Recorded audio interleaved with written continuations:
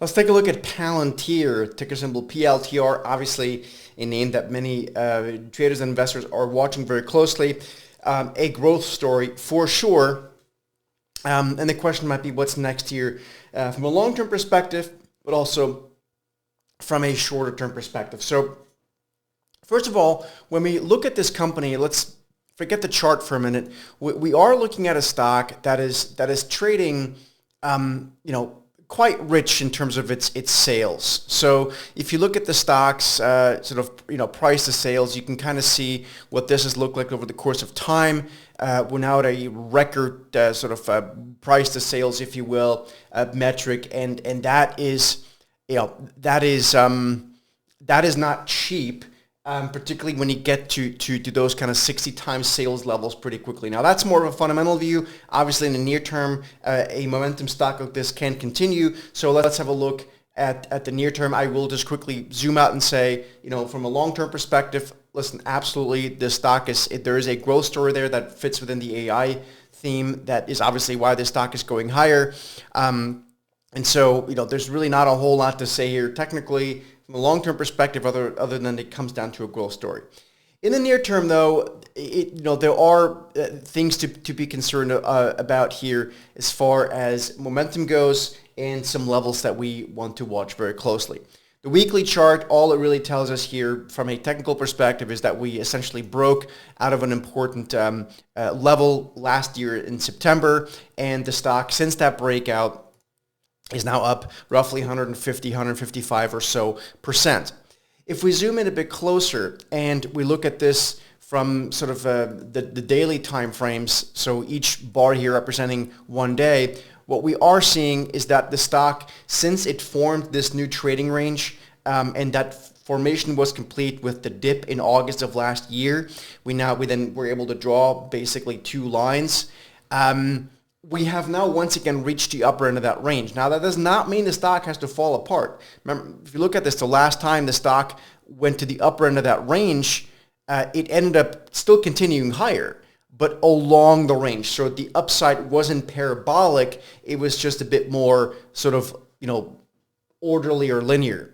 So it does not mean just because the stock's up here, it now has to go back down here. So this now comes down to a very near-term analysis. So now when we go very near-term, what we have to look at is we have to look at this stock, and I'm literally going into a 5-minute chart, so this is going to very much depend on when you're watching this. But this is an important chart, and I'll want to explain to you why right now. So given these three time frames, what we're looking at here is the shares of Palantir that gapped higher earlier this week on Tuesday morning after their latest earnings report. And the stock gapped higher meaningfully. Again, it broke to that upper end of that range that we mentioned here in the daily chart.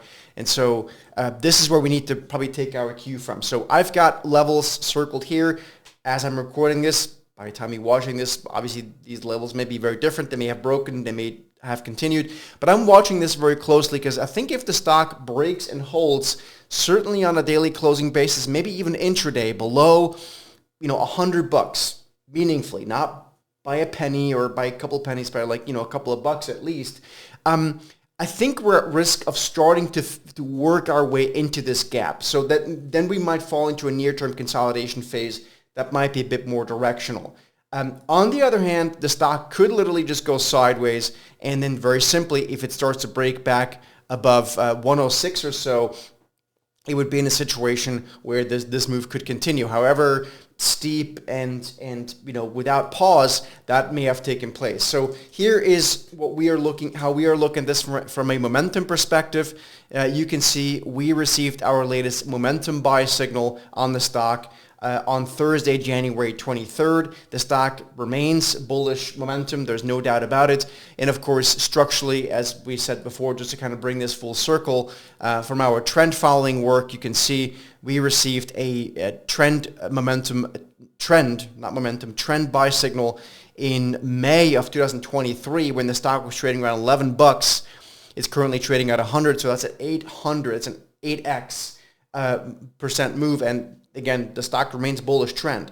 Now, again, the difference here is the long-term trend. It's getting stretched valuation-wise to some extent, and near-term, the momentum sustains, but that can change very, very quickly. So the levels that I really want to watch to sum this up is the $100 level. If we were to see a break and hold below there, the stock could easily start filling parts of the up gap from earlier this week. So, anything from a 5% to maybe even a full 10, 15% corrective move. Again, it would really just be consolidation in the grander scheme. So that's where we are, and a break and hold back above 106.